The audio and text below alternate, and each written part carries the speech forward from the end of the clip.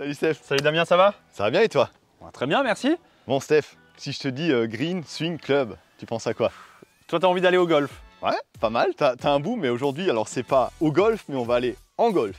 En golf au golf? Peut-être, Peut-être, ouais. On va voir si on a les clubs dans le coffre. Donc aujourd'hui, on va présenter la 8e génération de la Golf, qui est, tu sais bien qu'elle est apparue en 74, qui a repris le flambeau de la Cox. Ouais, c'est ça. C'est l'ère Volkswagen, c'est ouais, incontournable chez Volkswagen. C'est connu dans le monde entier, Golf, peut-être même extraterrestre, ils le savent même si on dit Golf ce que c'est. C'est la valeur sûre, c'est la référence dans sa catégorie. Dans la catégorie depuis des dizaines d'années maintenant. Indétrônable à voir, on verra. Ouais. Ce que ça va donner. Donc aujourd'hui, on a une belle. Alors, tu parlais de la 8e génération, mais celle-ci est une 7e génération facelift en version 245 chevaux, performance. Donc, voilà. qui est sorti en 2013 et donc le facelift en 2017. Exactement. Et donc performance en 245, donc belle petite évolution. Des étriers plus sympas, mais on verra tout à l'heure. Ouais, faut laisser un petit peu. Exactement.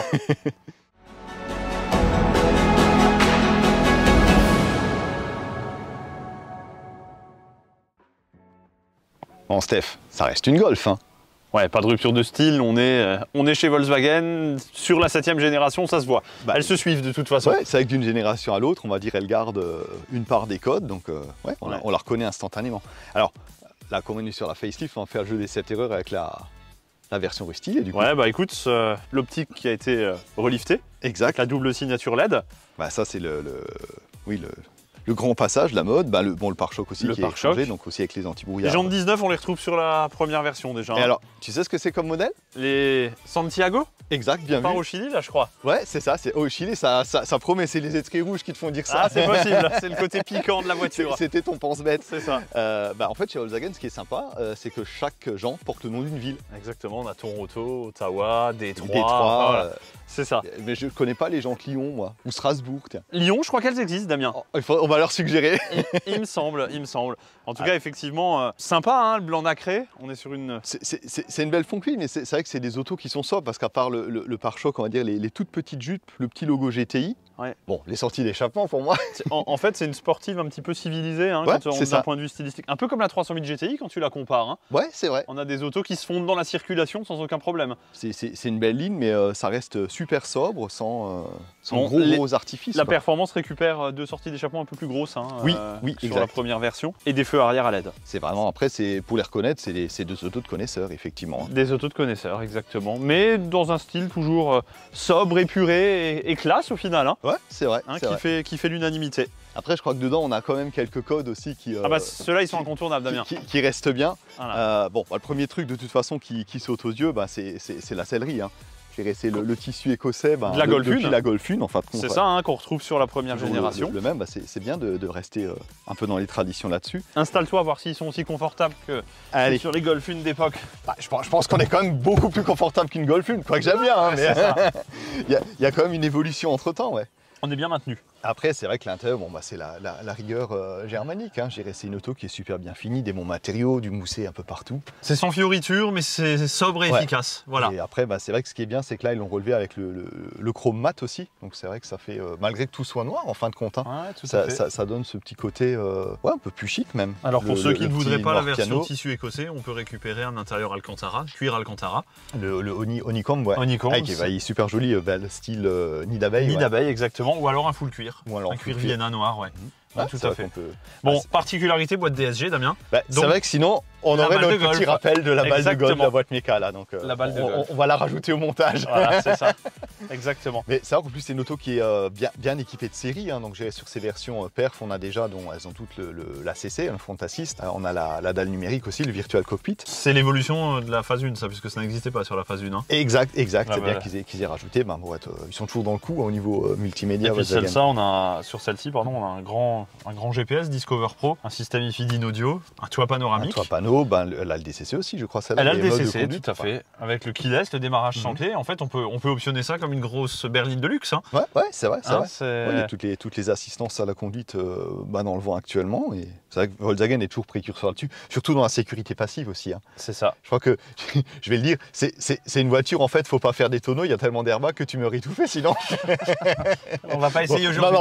On va pas essayer, puis on demande à personne de faire le test. Bon, par contre, on est là On est circuit de Meisenthal, je pense que c'est pour la démarrer et pour aller faire un petit tour. Ben, en fait, ce qui nous intéresse aussi, c'est de savoir, c'est une voiture qui a une vocation à rouler tous les jours, mais aussi une vocation sportive.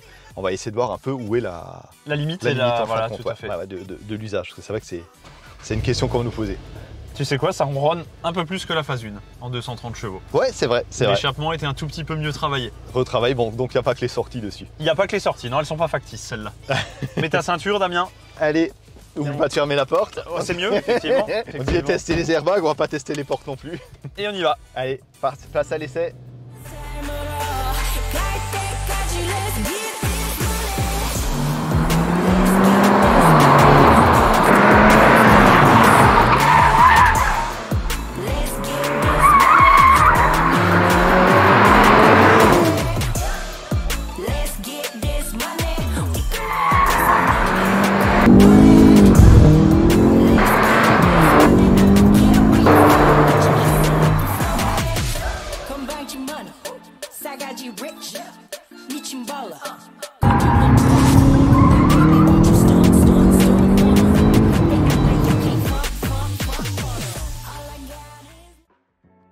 Damien, place à l'essai de cette Golf 7 GTI 245 chevaux.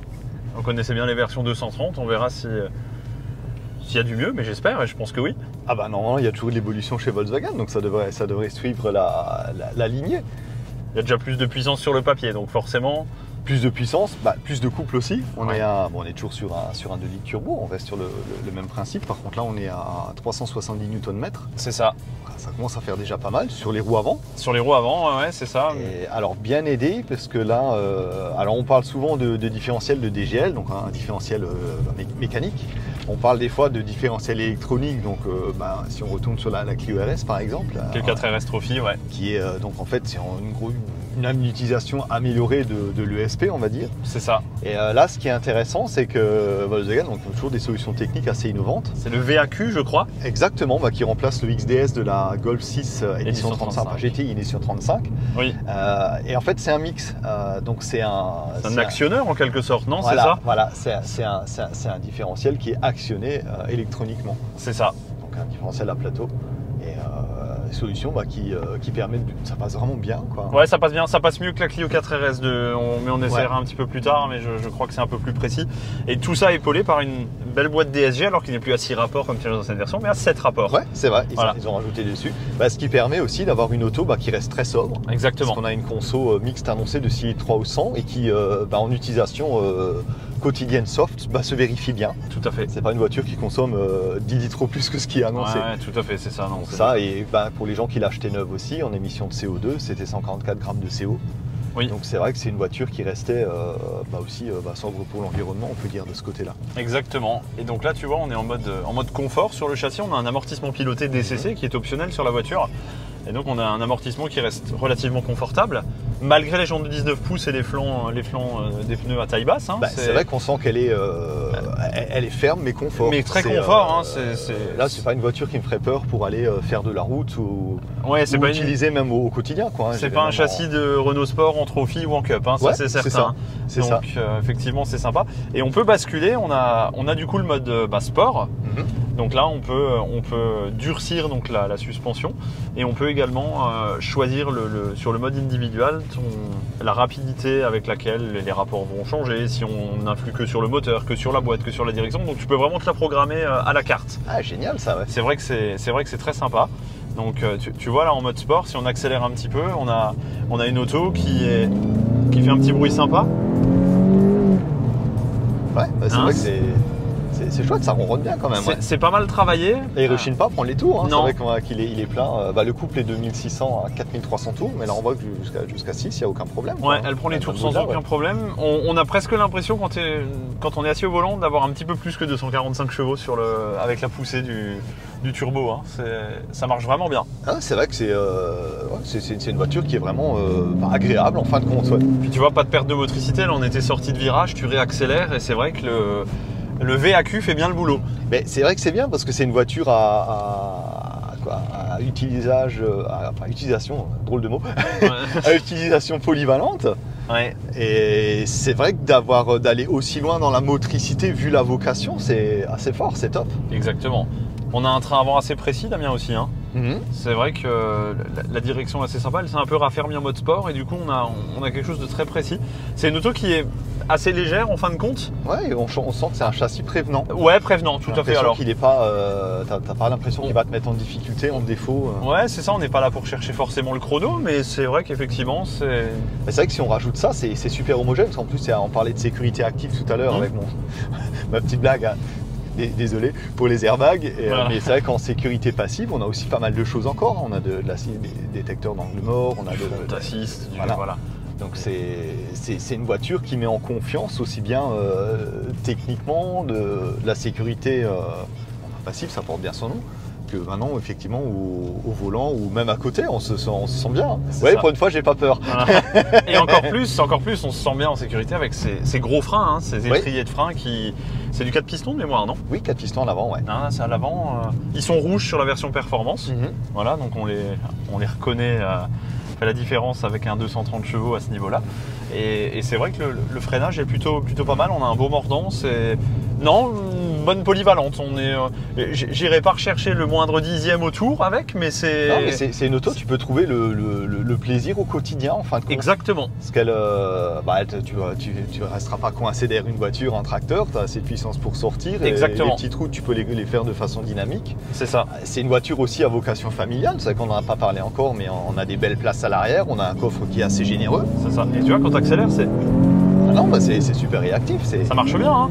C'est top, ouais. Ça marche bien, ça mord, c'est... Non, très plaisant. Avec les palettes au volant, on peut jouer aussi un peu. Ouais, tout à fait. Oui, comme dit, on peut vraiment se faire plaisir tous les jours. Exactement, Damien. Ça, c'est chouette. Bon, bah maintenant, on va enlever la caméra pour faire un test un petit peu plus sportif et puis on en rediscute tout à l'heure. On va quand même essayer, parce que chez Modern Vintage, j'en aime les vrais sportives aussi. Sinon, on serait pas sur le circuit pour rien. Exactement. Là, on parlait de trouver après la limite. Là, on a vu l'usage soft, on va voir un usage un peu plus sportif. Et ben voilà. On vous en parle dans 5 minutes. À tout de suite. Bon Steph, du coup, voiture polyvalente, Sportive. pour les familles dynamiques même, ouais. Le père de famille sportif. Après, c'est vrai que c'est une voiture qui est fiable, qui est sobre. Comme on pratique. disait en introduction, c'est une valeur sûre. Ouais, c'est une valeur sûre, elle répond toujours bien aux critères.